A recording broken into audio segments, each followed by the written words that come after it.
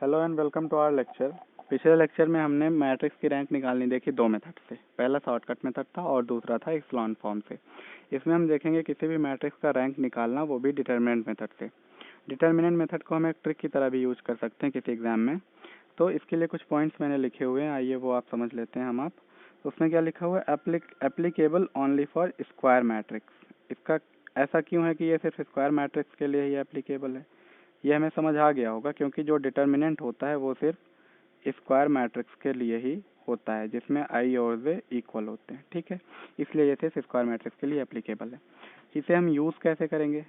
तो हम सबसे पहले क्या करेंगे, find the determinant of matrix है। तो जो हमें डिटर्मिनेंट दिया, मैट्रिक्स दिया हुआ है, उसका हम डिटर्मिनेंट निकालेंगे। उसके बाद if determinant of A is equals to zero, not equal to zero, then rank is same as number of rows in the matrix. अगर डिटर्मिनेंट जो है वो जीरो के इक्वल नहीं है तो जो रैंक हो जाएगी ए की, वो नंबर ऑफ रोज के इक्वल हो जाएगी या नंबर ऑफ कॉलम्स के इक्वल हो जाएगी, क्योंकि दोनों इक्वल होते हैं स्क्वायर मैट्रिक्स में। If rank of A is equals to zero, तब क्या करेंगे? तो हमें कुछ कैलकुलेशंस करनी होगी जो हम आपको क्वेश्चन के थ्रू समझा देंगे। तो आइए हम अपना पहला क्वेश्चन देखते हैं कि हमारा पहला क्वेश्चन क्या है। हमारा पहला क्वेश्चन दिया हुआ है 3x3 मैट्रिक्स का। ये रहा 1 4 3 3 2 6 4 2 8। तो हम क्या करेंगे, सबसे पहले इसका डिटर्मिनेंट निकालेंगे। तो डिटर्मिनेंट ऑफ ए कैसे निकालेंगे? 1 को रोका, 8 इंटू 2 16 माइनस 12, माइनस 4 को रोका, ये गायब हुआ, 24 माइनस 24, प्लस 3 को रोका तो ये और ये गायब हुआ, तो 6 माइनस 8। तो हमारा डिटर्मिनेंट ऑफ ए क्या आ जाएगा, 4 माइनस 0 माइनस 6। तो हमारे डिटर्मिनेंट की वैल्यू आ जाएगी -2, ठीक है। तो ये जो डिटर्मिनेंट आया ये 0 के इक्वल नहीं है। तो क्या हुआ इसका मतलब, ये जो डिटर्मिनेंट आया ये -2 आया जो कि 0 के इक्वल नहीं है।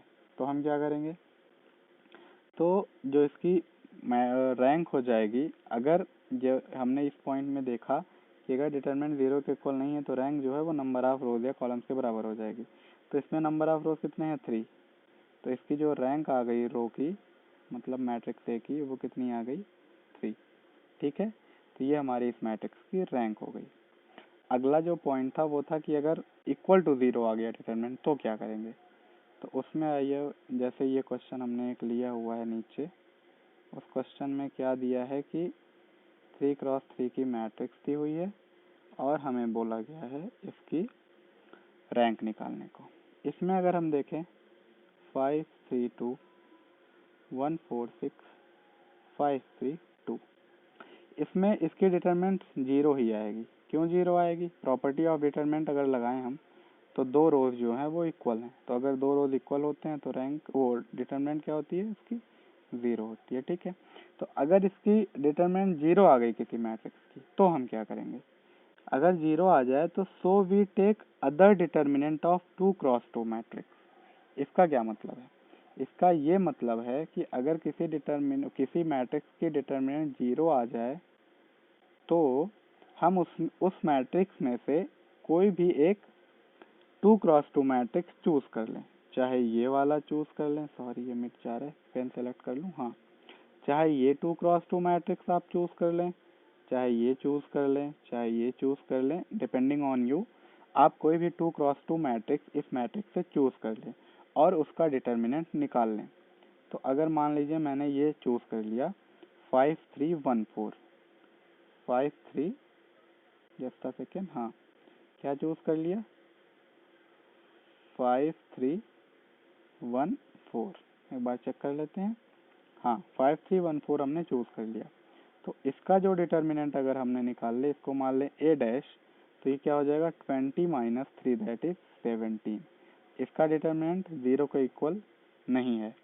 तो इसका क्या मतलब हो गया, 2x2 मैट्रिक्स और डिटर्मिनेंट 0 के इक्वल नहीं है। तो पहला पॉइंट यहाँ एप्लीकेबल हो गया ना, कि अगर 0 के इक्वल नहीं है तो rank is same as number of rows. तो इसमें कितने रोज हैं, 2।